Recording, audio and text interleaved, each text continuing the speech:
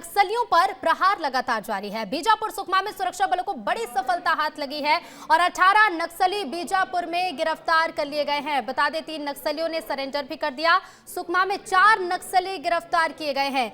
तो देखिए बड़ी कार्रवाई छत्तीसगढ़ में की गई है और इसके साथ ही ये भी बता दें कि नक्सलवाद पर प्रहार लगातार जारी है। बीजापुर सुकमा में बड़ी सफलता सुरक्षा बलों को मिली है। 3 नक्सलियों ने खुद आत्मसमर्पण किया और 22 नक्सली गिरफ्तार भी किए गए। तो देखिए प्रचंड प्रहार जारी है और नक्सलवाद पर वार किया जा रहा है।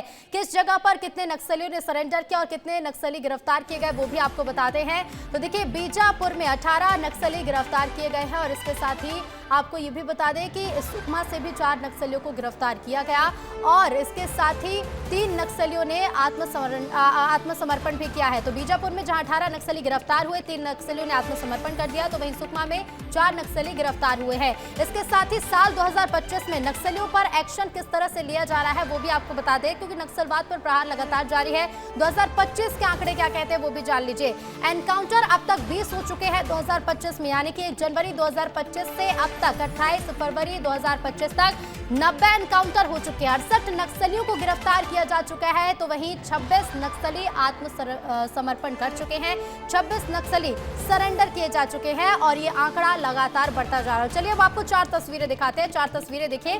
सुरक्षा बलों का प्रचंड प्रहार लगातार जारी है और लाल आतंक पर वार किया जा रहा है। बीजापुर में कार्रवाई की गई, 18 नक्सलियों को बीजापुर से गिरफ्तार किया गया, तो वहीं बीजापुर में बीजेपी नेता को जान का खतरा भी है। साथ ही ये भी बता दें सुकमा में जहां 4 नक्सली गिरफ्तार हुए, तो वहीं 5 किलो आईईडी भी डिफ्यूज कर दिया गया है। हमारे सहयोगी संजय ठाकुर जगदलपुर से हमारे साथ लाइव जुड़ गए हैं। संजय, देखिए 2025 के आंकड़ों की ही अगर बात कर ले तो जनवरी 2025 से अब तक 90 एनकाउंटर हो चुके हैं और 90 नक्सलियों का एनकाउंटर किए जा चुके हैं और 68 नक्सलियों को गिरफ्तार भी किया जा चुका है।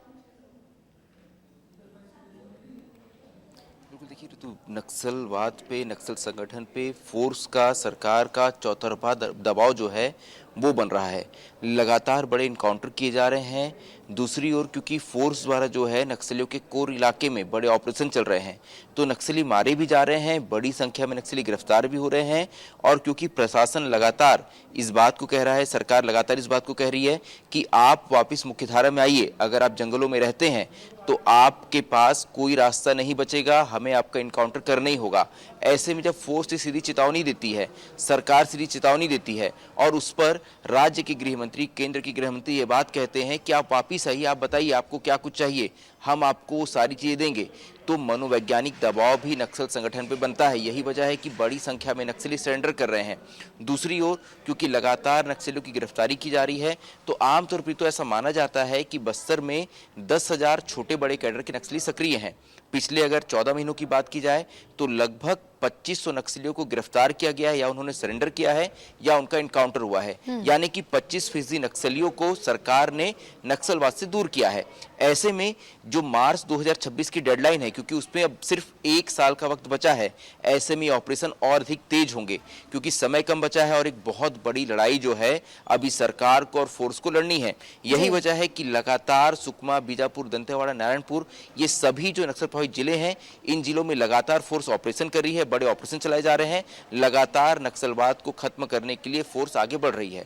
जी बिल्कुल, फोर्स लगातार आगे बढ़ रही है और देखना होगा कि आगे आने वाले समय में क्या कुछ कार्रवाई की जाएगी। लेकिन इसके साथ ही साथ देखिए संजय, अमित शाह जब पहुंचे छत्तीसगढ़ और अल्टीमेटम भी दिया, तारीख भी दी कि पूरी तरह से नक्सलवाद को खत्म किया जाएगा, तब से सरेंडर करने वाले नक्सलियों की संख्या में भी खासा इजाफा हुआ है। संजय, बिल्कुल, देखिए आपको याद होगा रितु, प्रदेश के गृह मंत्री विजय शर्मा वो पहले गृह मंत्री थे देश के जिन्होंने सीधे नक्सलियों से पूछा था कि आप बताइए आपको सरेंडर के बाद क्या कुछ चाहिए। ऐसा कभी देश में इससे पहले नहीं हुआ था। इसके बाद अमित शाह आते हैं छत्तीसगढ़, वो सीधे तौर पे नक्सलियों को चेतावनी देते हैं कि आपके पास कोई रास्ता नहीं बचा है, या तो आप सरेंडर करिए या फिर गोली खाने के लिए तैयार रहिए।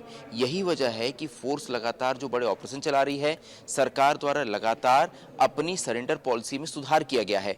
नई सरेंडर पॉलिसी में नक्सलियों को कई तरह की सुविधाएं दी गई है, उन्हें एक बेहतर जीवन जीने का मौका दिया गया है। यही जी। वजह है कि ये जो दोनों तरफ से दबाव नक्सलियों पे पड़ा है, पहला फोर्स का दबाव और दूसरा मनोवैज्ञानिक दबाव, यही वजह है कि बड़ी संख्या में नक्सली समर्पण कर रहे हैं। जो नक्सली समर्पण नहीं कर रहे उन्हें गिरफ्तार किया जा रहा है और जो नक्सली अभी भी बंदूक लेकर जवानों से लड़ रहे हैं उनका एनकाउंटर किया जा रहा है। और इस बात को नक्सली संगठन ने भी स्वीकार किया है। बिल्कुल। नक्सलियों के केंद्रीय सैन्य आयोग ने एक विज्ञप्ति जारी कर इस बात को स्वीकार किया है जी, कि साल जी। 2024 में सबसे बड़ा नुकसान हुआ है नक्सल संगठन को। बिल्कुल, और ये तो नुकसान कहीं ना कहीं लगातार बड़े पहुंचाया जा रहा है, लगातार सुरक्षा बल जो है उन्हें सफलता मिलती जा रही है। फिलहाल शुक्रिया संजय आपका जानकारी के लिए।